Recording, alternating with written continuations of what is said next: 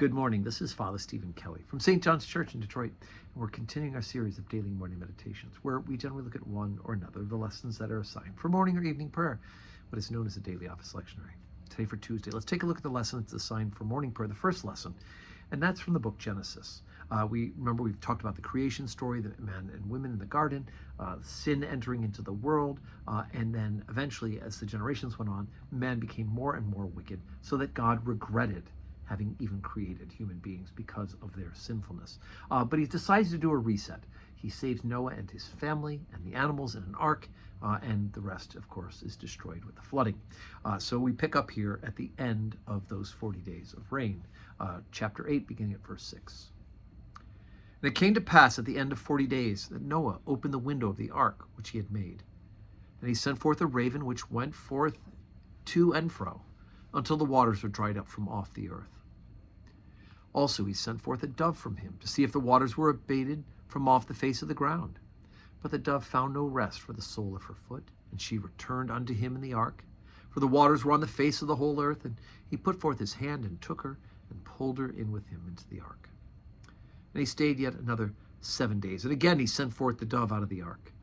And the dove came in to him in the evening, and lo, in her mouth was an olive leaf plucked off.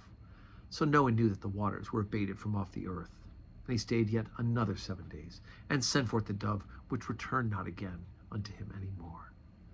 And it came to pass in the 601st year, in the first month, the first day of the month, the waters were dried up from off the earth.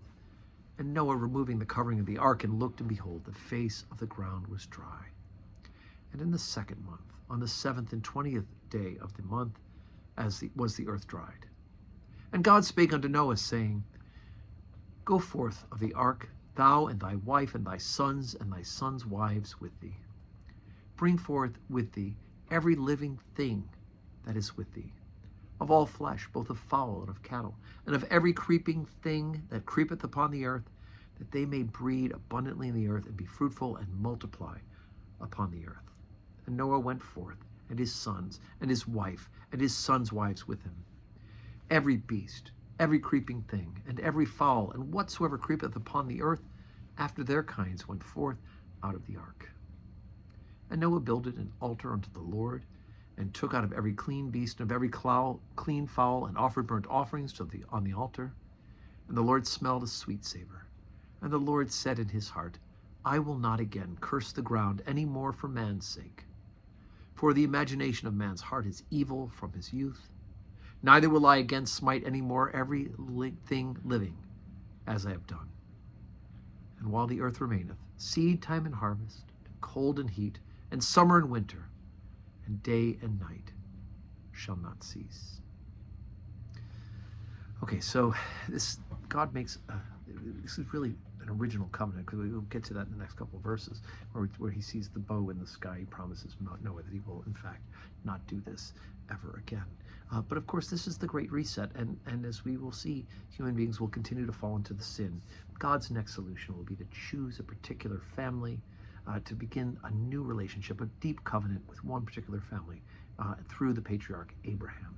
And ultimately, through Abraham, Isaac, Jacob, and then Jacob's 12 sons, you will have this wonderful covenant between God and the people of Israel.